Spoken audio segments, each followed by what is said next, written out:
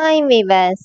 இன்னைக்கு August 5 Mahanadhi serial என்னாச்சுன்னு சொல்லி பார்க்கலாம்க்கு முன்னாடி சேனல் சப்ஸ்கிரைப் பண்ணாதவங்க மறக்காம சப்ஸ்கிரைப் பண்ணுங்க. இன்னைக்கு என்ன அப்படின்னு சொல்லி பார்த்தீங்கன்னா, குமரன் வந்து இங்க வெளியில உட்காந்து யார்கிட்டயோ பேசிட்டு இருக்கிறாரு. அப்போ பார்த்து இங்க என்ன ஆகுதுன்னா, யமுனா வெளியில உட்காந்து ஏங்கி ஏங்கி அழுதுட்டே இருக்கிறாங்க. இப்போ உடனே குமரன் இதை பார்த்துட்டு ஃபோன் வச்சுட்டு வந்து பேசுறாரு. என்னம்மா ஆச்சு அப்படின்னு சொல்லிட்டு. அதுக்குள்ள கங்கா வந்துடுறாங்க. இவ எக்ஸாம் நினைச்சு பயந்து அப்பல இருந்தே இப்படிதாங்க அழுதுட்டே இருக்கிறா அப்படின்னு சொல்லி உடனே, என்ன இதுக்கா போய் அழுவ போய் தூங்குனானா 8ஆம் கிளாஸ் படிக்கும்போது படிக்காம போய் டெஸ்ட் எழுதுனே பாஸ் ஆயிட்டேன். நீ என்ன இதுக்கு போய் அழுதுட்டு இருக்க போனோடனே, இப்ப அவங்கள உள்ள அனுப்பிவிட்டுட்டு கங்கா கேட்கறாங்க. ஏங்க கலெக்டர் எக்ஸாமும் நீங்க 8ஆம் கிளாஸ் எக்ஸாம் எழுதுனது ஒண்ணா? எது கூட கம்பேர் பண்றீங்க அப்படின்னு சொல்லி கேட்கறாங்க. நைட்டு என்ன ஆகுதுன்னா, இங்க யமுனாக்கு தூக்கமே வரல. அழுதுட்டே இருந்தவங்க திடீர்னு வீட்ல இருந்து கதவ ஓப்பன் பண்ணிட்டு, டோர ஓப்பன் பண்ணிட்டு, அவங்க பாட்டுக்கு வெளியில வராங்க. இப்ப காவேரி வந்து அவங்களோட கம்மல காணோம்னு சொல்லிட்டு வெளியில தேடிட்டு இருக்காங்க. அப்ப கம்மல் கிடைச்ச உடனே அந்த காதுல மாட்டிட்டு, இப்ப யமுனாவ பாத்துறாங்க. இவ எங்க போயிட்டு இருக்கான்னு சொல்லிட்டு ஓடி வந்து பிடிக்கிறாங்க. எங்கடி போயிட்டு இருக்க அப்படின்னோனே, என்னைய விடு.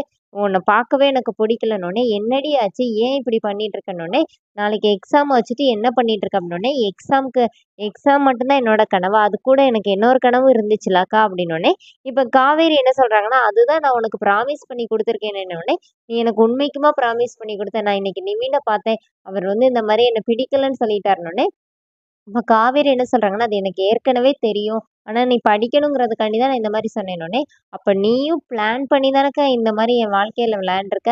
அப்போ உனக்கு எல்லாமே தெரியுது தானேன்னோனே, இப்ப என்ன நடந்துச்சு அத சொல்லுனோனே, இப்ப யமுனா வந்து நிவின் சொன்ன எல்லா விஷயத்தையும் சொல்றாரு. இந்த மாரி காவேரி வருவா, நான் அவளுக்காக தான் வெயிட் பண்ணிட்டு இருக்கேன் எல்லாம் சொன்னோனே, நீ கூட என்ன ஏமாத்திட்டல்ல. இந்த மாரி அவர் இவ்வளவு தூரம் பேசுற அளவுக்கு நீ என்ன இது பண்ணிட்டல்லன்னோனே, இப்போ காவேரிக்கு என்ன பேசுறதுன்னே தெரியல. அப்படி உடைஞ்சு போய் அப்படியே நின்னுட்டே இருக்கிறாங்க. அப்புறமா யமுனா வந்து போயிடுறாங்க அங்க.